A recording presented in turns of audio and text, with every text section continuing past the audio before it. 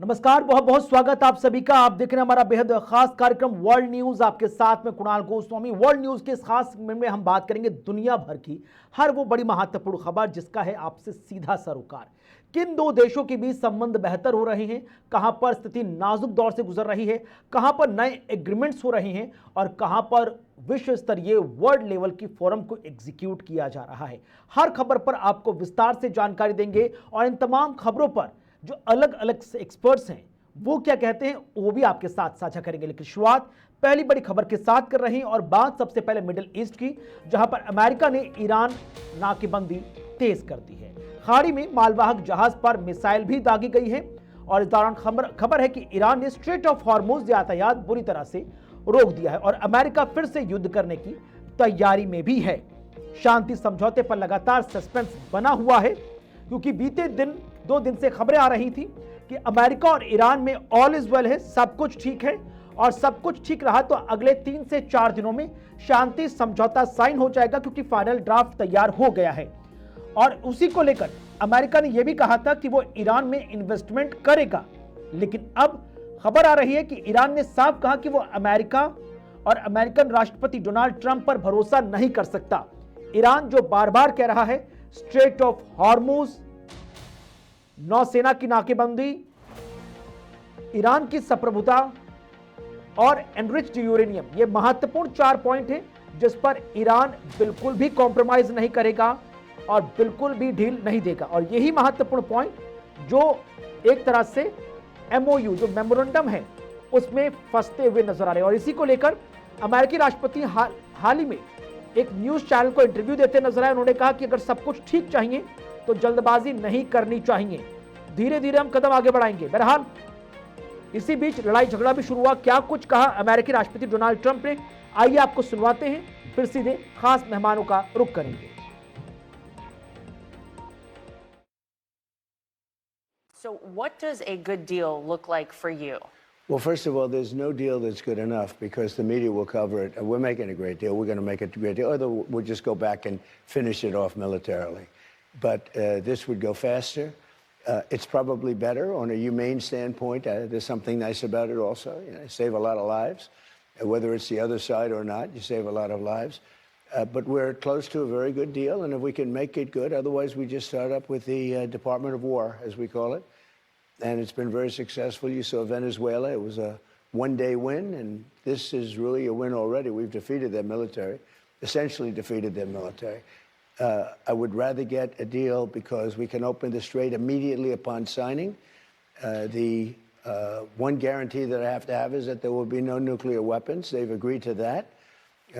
And it was very interesting. They originally said, we will not develop a nuclear weapon. I said, well, what happens if you buy a nuclear weapon? So now it says we will not develop or in any way purchase a military weapon. That's a big difference. So we're getting what we want slowly. Very tough negotiators. It takes a long time.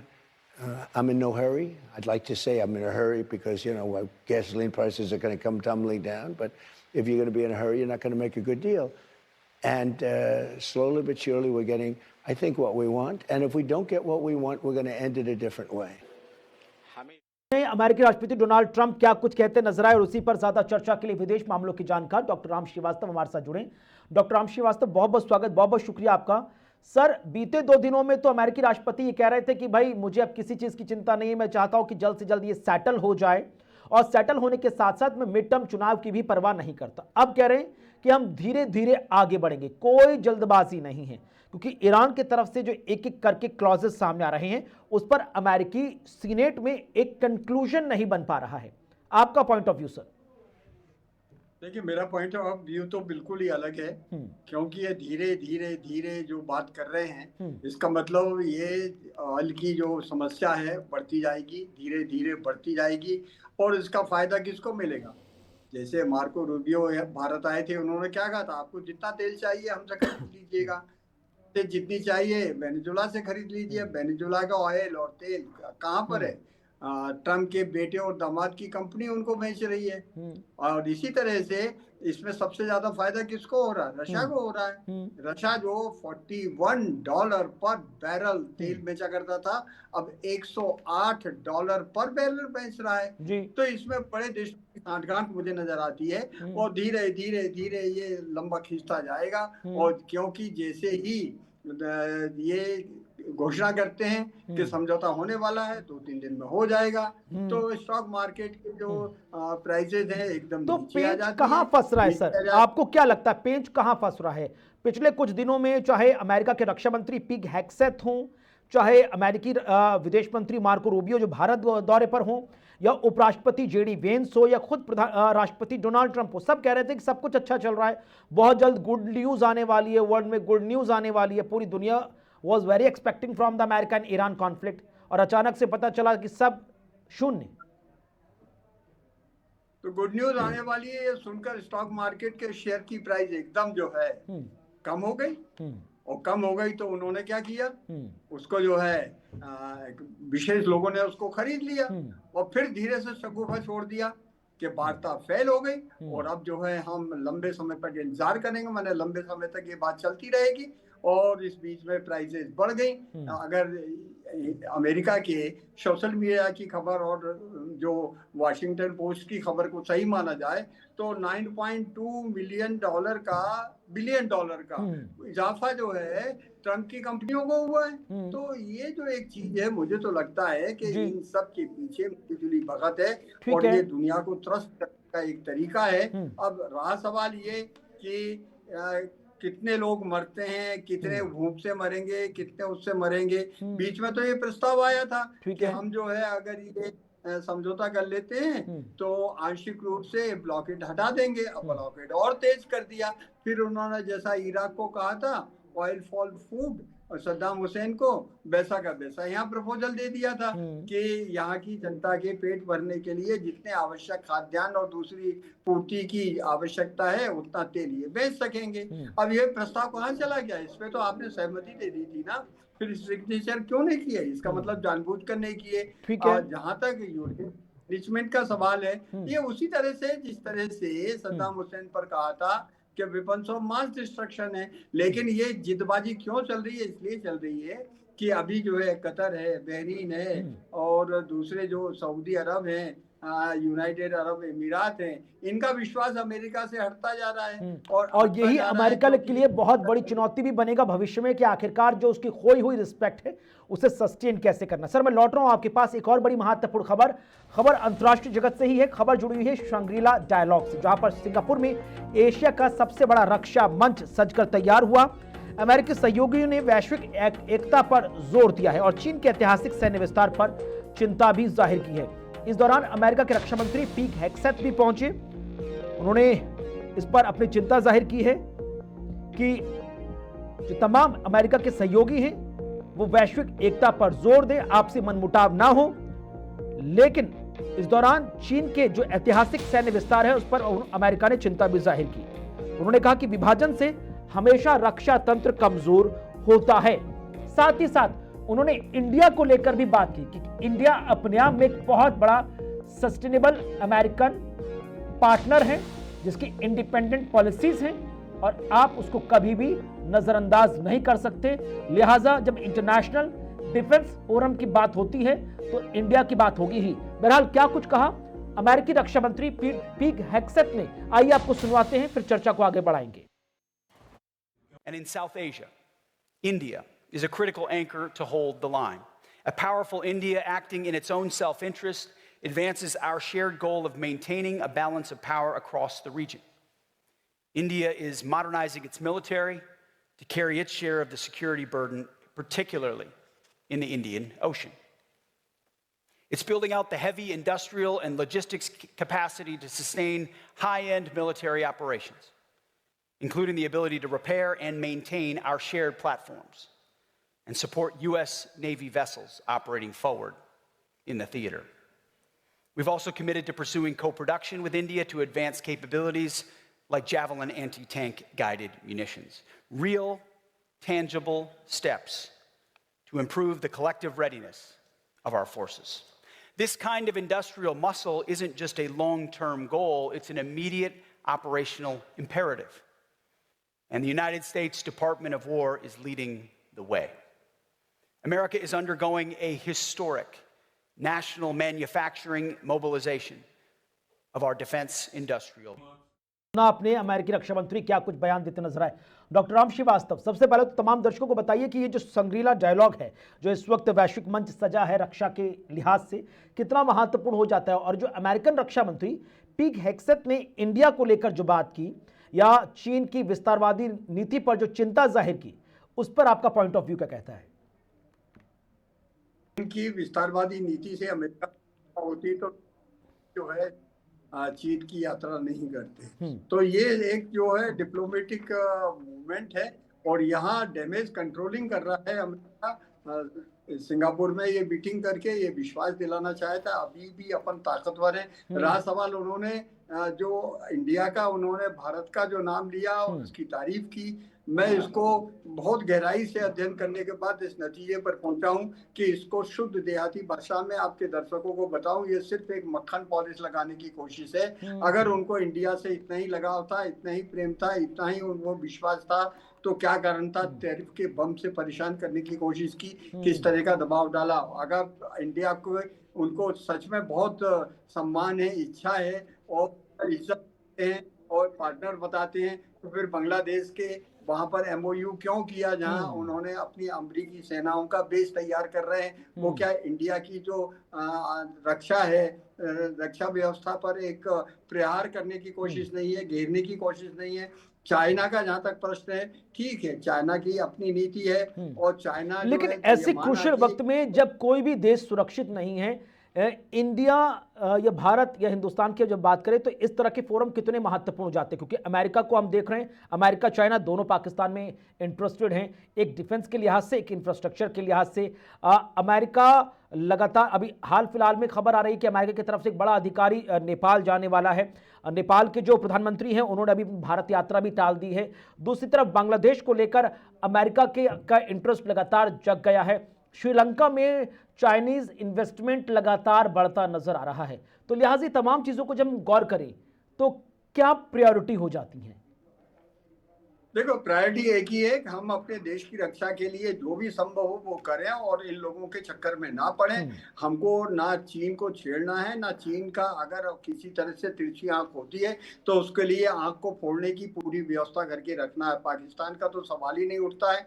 Pakistan एक PT देश है, दिवालिया देश है। उसको तो जिस दिन कहें उस दिन हम कब्जा कर सकते हैं, लेकिन हमारी वो विस्तारवादी नीति नहीं है। लेकिन हाँ, इतना अवश्य है, अगर पाकिस्तान ने कोई भी हरकत भविष्य में, जिस तरह से उन्होंने पुलवामा में की, ऐसी करने की कोशिश की, तो उसका मुंह तोड़ जवाब दिया जाएगा। आज की तारीख में ये सिद्ध हो गया है, इजराइल के मूवमेंट से ये पूरी तरह से सिद्ध हो चुका है कि आपके समझौते और सीज फायर सब एक तरफ हैं। जिसके हाथ में ताकत है वो सब कुछ कर सकता है। इससे सीख लेकर भारत को अपनी ताकत बढ़ाना है और बढ़ा रहा है। और इस समय जो आत्मनिर्भर भारत रक्षा के क्षेत्र में काम कर रहा है वो अद्वितीय है और बहुत अच्छा है। यही एक जो है प्लाट का सबसे बड़ा कारण है। हमको अब होना है और विकास की दौर में आगे बढ़ते जाना है। ये तो महत्वपूर्ण खबर हुई रक्षा के क्षेत्र की। कुछ और महत्वपूर्ण खबरें हैं अंतर्राष्ट्रीय जगत की। एक बड़ी खबर सीधे पेरिस से सामने आ रही है। पेरिस से बड़ी खबर, जहां पर पेरिस के सेंट जर्मन में चैंपियंस लीग जीती है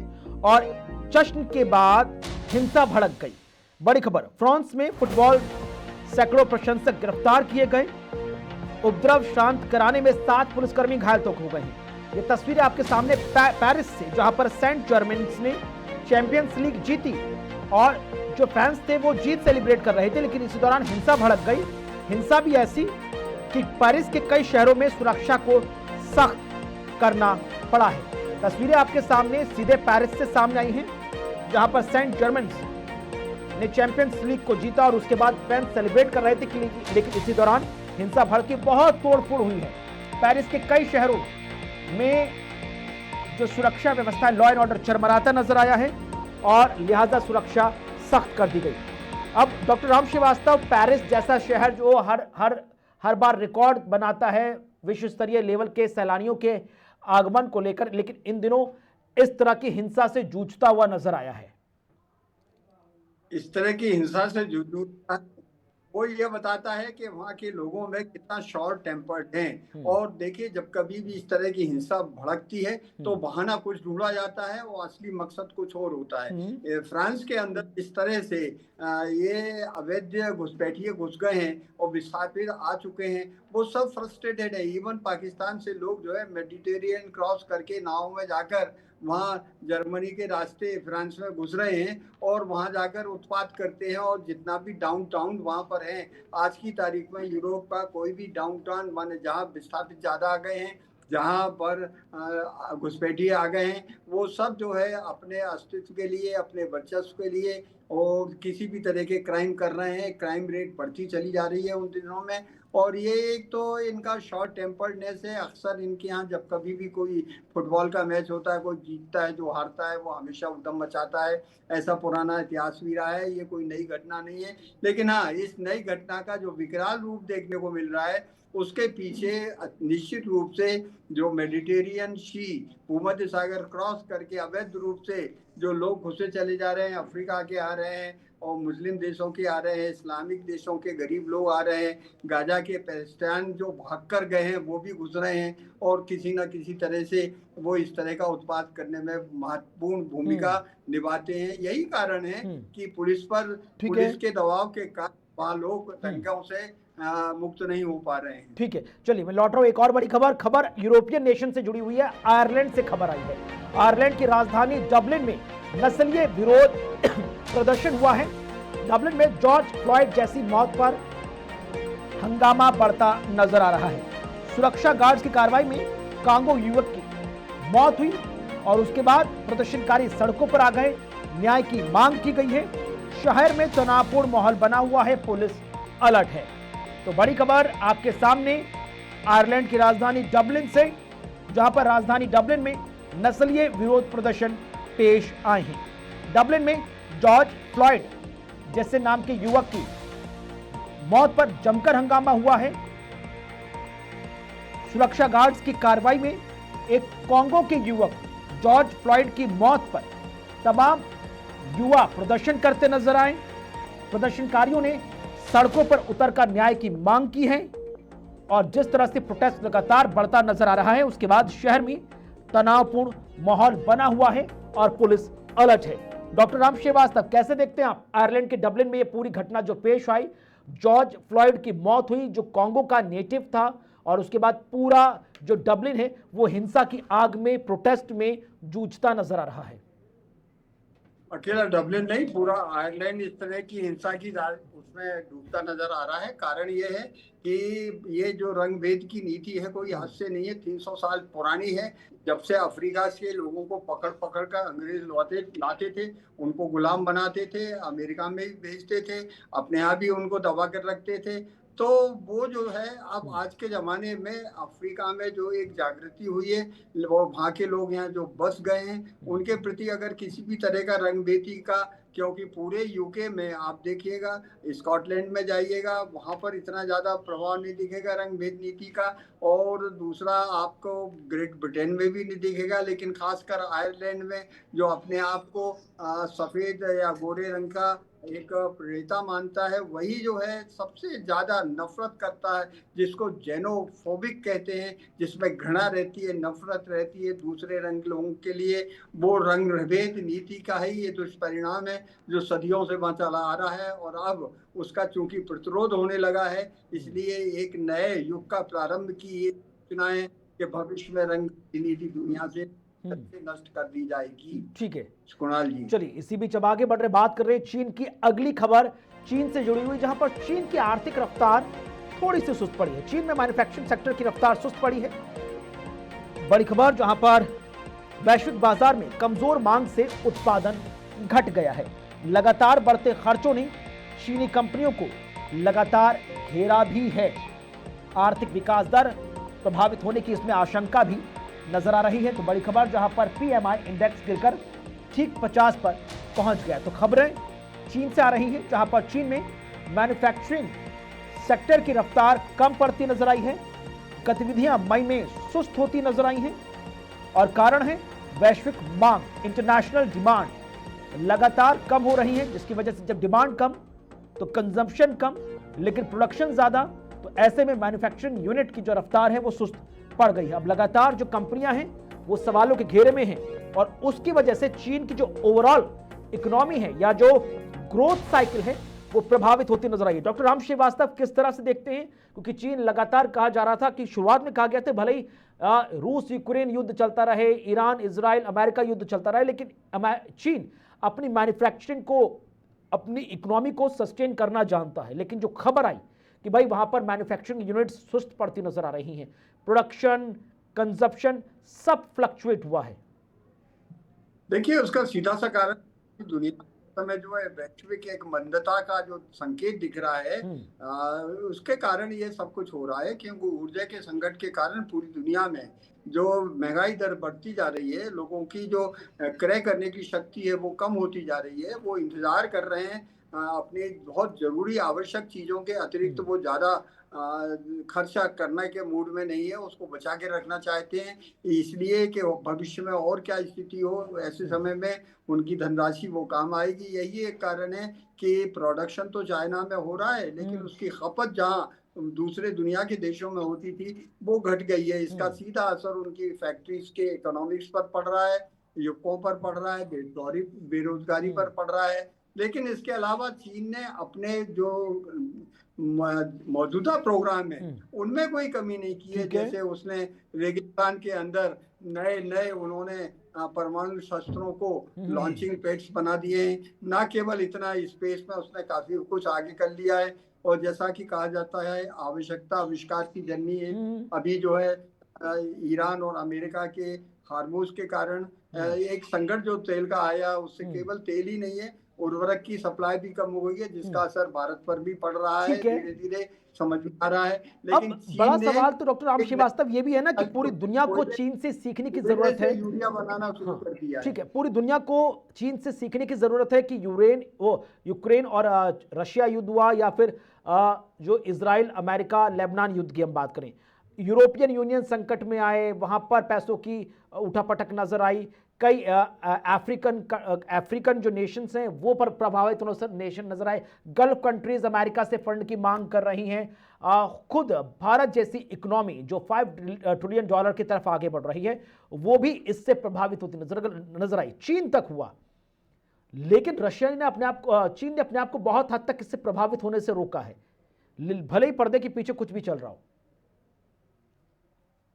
बिल्कुल, आपका कहना सही है। पर्दे के पीछे क्या हो रहा है हकीकत सामने नहीं आ रही है। उदाहरण के लिए आप विंगर का ही देख लीजिए ना, उस पूरे के पूरे इलाके में जितने भी मुस्लिम थे, ना तो दाढ़ी मूंछ रख सकते हैं, ना नमाज पढ़ सकते हैं, मस्जिदें नष्ट कर दी गई हैं। और उनका जो है फेस आइडेंटिफिकेशन का सॉफ्टवेयर तैयार करके डेटा बैंक तैयार कर लिया गया है। चीन की खबर तो यहाँ तक है कि अमेरिका में उसने 130 जगह पर सिविल पुलिस थाने खोल रखे हैं जो चीनी नागरिकों का वहाँ रिकॉर्ड करते हैं, सोशल मीडिया देखते हैं। अगर उनका किसी भी तरह से कोई चीनी विरोधी स्टेटमेंट होता है तो उनके परिवारजनों को वहाँ रिहेबिलिटेशन कैंप में भेज दिए जाते हैं। तो चीन में आज क्या हो रहा है, आयरन वाल आज भी बरकरार है चीन में। वहां पर ये पूरी दुनिया जान गई है कोरोना वायरस जो है केमिकल और बायोलॉजिकल वारफेयर का एक नमूना है। और इस बात की वुहान लैब से जो लीक हुआ था वो जानबूझकर एक एक्सपेरिमेंट किया गया था, इस बात की भी वैज्ञानिक रिसर्च पेपर्स में संभावना बताई गई है। हालांकि चीन की इन हरकतों पर साइंटिफिक और केमिकल और बायोलॉजिकल वारफेयर के लिए अड़ोस पड़ोस के देशों को खास करके भारत को सतर्क रहने की आवश्यकता है। क्योंकि अगर हम सुब्रमण्यम स्वामी के ट्वीट का इंतजार करें, देखें, उसमें तो उन्होंने एक समय लिखा था कि कोरोना वायरस आने के पहले चीन की वैज्ञानिक जो महिला थी वो जो है नागालैंड के मिनी ग्राम में आई थी और चमगादड़ों पर उसने एक्सपेरिमेंट किया था। इसके ऊपर से जो उनके स्टेटमेंट के बाद ICMR को नोटिस दिया गया था और ICMR ने अध्ययन करके जो रिपोर्ट दी थी वो सुब्रमण्यम स्वामी के ट्वीट के हिसाब से कैबिनेट में अभी तक पड़ी है। पता नहीं लगा क्यों और कैसे वो यहाँ आए, क्या उन्होंने चमगादड़ों पर प्रयोग करके किसी तरह की हरकत करने की कोशिश की थी। इसलिए चीन की हर टेक्निकल हरकत पर भारत को बड़ी तीखी नजर रखने की आवश्यकता है। और यही कारण है कि हाल फिलहाल में अमेरिका और चीन बहुत हद तक चीज़ों को स्टेबलाइज करने की कोशिश कर रहा है द्विपक्षीय तौर पर, क्योंकि अमेरिका को भी मालूम है कि उसकी इकोनॉमी फ्लक्चुएट हो रही है इस मिडल ईस्ट गल्फ की वजह से, हालांकि इससे, और चीन तो ऑलरेडी, जैसे हमने खबर तमाम दर्शकों तक साझा की है, और भले ही दोनों के बीच 36 का आंकड़ा एक दूसरे को नहीं, एक आंख नहीं देखते, लेकिन उसके बावजूद भी एक मंच पर बैठे ताकि इकोनॉमी को संतुलित किया जाए। बिल्कुल सही बोला आपने, क्योंकि चीन और इनके साठगांठ अगर नहीं होती आर्थिक रूप से, तो निश्चित रूप से मानिएगा ट्रंप जो है चाइना क्यों गए थे, घूमने फिरने गए थे, अपने साथ 40 लोगों के बड़े उद्योगपतियों की टीम लेकर क्यों गए थे। वो उनका इंटरेक्शन अपनी जगह है, जो ट्रेड व्यापार उनका है वो बरकरार है। हमसे तो कहा था उन्होंने कि रूस से तेल मत खरीदिए, नहीं तो हम पर इतना आपको पेनल्टी लगा, खुद जो है रूस से व्यापार करते रहते थे। अब बड़ी दयालु होकर कह रहे हैं हम 1 साल तक या 1 महीने तक या 60 दिन तक आपको तेल खरीदने की अनुमति देते हैं। आप हैं कौन अनुमति देने वाले? आप पहले अपने देश में तो संभाल लीजिए, वहाँ पेट्रोल की कीमत कितनी भयंकर जा रही है। वहाँ देखना बेहद यही खास होगा कि आने वाले वक्त में जो तमाम चीजें नजर आ रही हैं उसका कितना प्रभाव अंतर्राष्ट्रीय स्तर पर अर्थव्यवस्था पर पड़ेगा। बहरहाल बहुत बहुत शुक्रिया डॉक्टर राम श्रीवास्तव हमारे साथ जुड़ने के लिए, इन तमाम महत्वपूर्ण अंतर्राष्ट्रीय खबरों पर अपना नजरिया तमाम दर्शकों के साथ साझा करने के लिए। इसी के साथ वर्ल्ड न्यूज में आज बस इतना ही। वक्त छोटे से ब्रेक का, खबरें आगे जारी हैं।